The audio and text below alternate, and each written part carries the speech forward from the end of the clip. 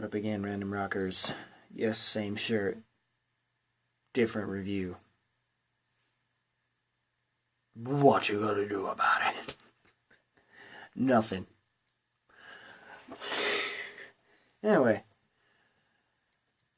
this is a film, as I had stated in my previous review for Bloodfather. If you haven't checked it out, go check it out. Look for it. Type it in. Whatever you gotta do. This one, film I wanted to review and see since Chris Stuckman gave it an A+. Pretty much, since it was the first review I seen that went up for it. Other ones just said it was just pretty good. Some didn't really give it as high a grade, and Stuckman had praised it. It was a little over the place. But either way, everyone gave it fairly positive reviews, and I'm pretty well gonna probably do the same thing. The difference is that there are some things I may say involving this review that maybe most others may not have said, or maybe some that have. And that being, this film feels less like the buddy cop comedy that most people were thinking that this was, and more of like a detective. I mean, it's considered a comedy thriller, so yeah, I guess that's about right. Or a mystery thriller, specifically, with more of a comedy vibe to it, with some buddy cop comedy elements maybe thrown into the mix. Which may be in a similar way to another film that a lot of people are probably going to compare it to, if anything, of Shane Black's works, being that he is the director of this film. And that would be with films like most likely Kiss Kiss Bang Bang will be where the comparisons will draw similarities with. As well as, of course, having another film that he has been known recently to have done that some people are like, and that was the third and probably last Iron Man standalone film. And the first to start off Phase 2 for Marvel Cinematic Universe. And yeah. In my own face. Alright. And it, of course, stars Russell Crowe and Ryan Gosling as PIs who are now involved in some sort of in a case that seems to be a sort of leads into some kind of scandal of some sort. Or at least in the sense that it, I guess, something that leads into corporate espionage, I think would be the best way to put it. And also star who, of course, plays these characters. Here's Russell Crowe playing Jackson Healy, Ryan Gosling playing Holland March, and one actress that I'm actually sort of looking forward to seeing, that I believe was slated to be, I don't know if that changed, but slated to be in the film Spider-Man Homecoming. So, and with her hairstyle and her color of hair, I wouldn't be surprised if she's potentially a Gwen Stacy or something of that nature. Or maybe a Felicia Hardy. That would also be interesting. We shall see what until the news comes out. We won't know for sure what she'll be, but till then, we have this film to talk about and give us an idea of it. And she's kind of a smart ass, but you kind of want to like her, but you kind of want to be like, as an adult, you're just looking at who has nieces or is a parent or a guardian or whatever. Even you're looking at this kid like you just want to just backhand her for not listening and shit, and smart mouthing too. Of course, it doesn't help when your dad is a deadbeat, drunk and a deadbeat. Played by Ryan Gosling, of course.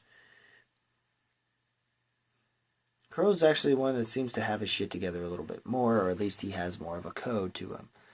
And I kind of gravitated more to him than I did Gosling's character, but the chemistry they had together really does blend well together. And to a degree, Holly's the Holly March character that Reese does, it's just kind of does break the flow a little bit, but not too much to where it ruins the film, because the film is funny in spots, but it's very dark in its humor, or dry-ish, I guess. Some of the humor works where needed, especially this scene where the bathroom scene was just fucking, like, that was Gosling's comedy gold right there. Right there. It's just that scene itself is just one of the funniest fucking scenes. Oh, jeez, just, excuse me, watch it. Wow. Matt Bomer is also in this, but he plays, well, you know what, I can't even spoil that, really. I'll spoil too much since it's sort of a mystery thriller, in a way. Anyway.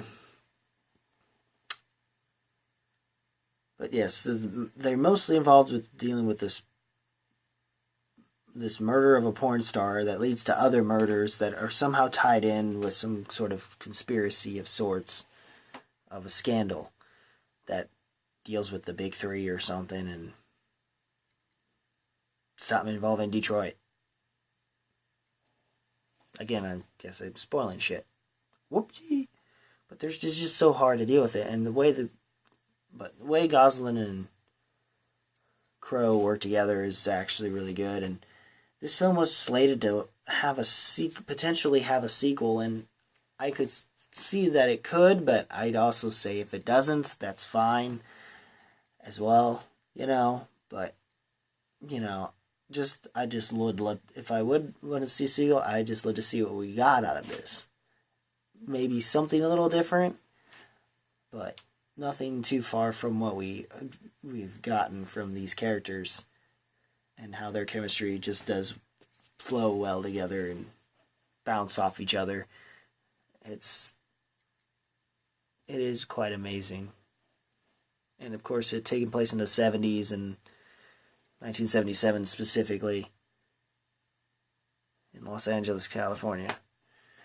And a lot of the scenery in that area in the 70s is just amazing.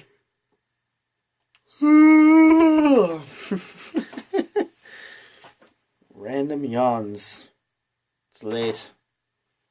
Gotta get it out sometime. But yes, and overall, guys, great chemistry. Shane Black's does a pretty good job directing here. And if you like Kiss Kiss Bang Bang, this is right up from what that film was, technically involving some similar premise stuff.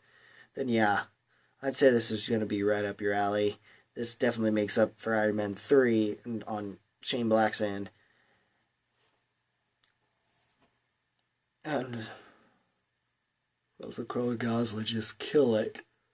I haven't seen Matt Bomer or did anything in a while do too much outside of his White Collar Magic Mike stuff, and this was, a nice little post-White Collar thing to see in film from him.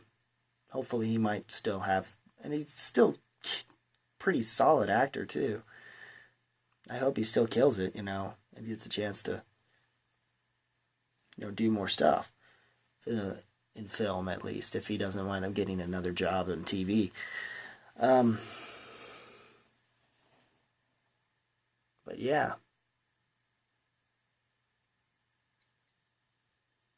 Overall, this movie is pretty solid. I'd say just like Bloodfather. It rocks. It's definitely going to make my top 10 for sure. I'd almost want to say top 5. But again, I have to figure out when in the hell, what the hell will happen next. I mean, we have Doctor Strange, we have Rogue One, we have, I don't know what else we have. Harmonies. And yeah. So The Nice Guys. You guys already seen it? Did you see it in the theater? Did you see it pay-per-view, buy it on DVD or rent it, I guess? DVD via family video or like a red box or something, and what did you think of it? Leave a comment below. Like the video. Specifically rocking that like button with thrust if you must. Check out my Facebook. Check me out at facebook.com/Random Rock and Reel Riffs and Reviews or at Random Rock and Reel Riffs and Reviews. And also be sure to subscribe. G the Man, signing off, saying keep it random, keep it real, keep it rocking. Peace.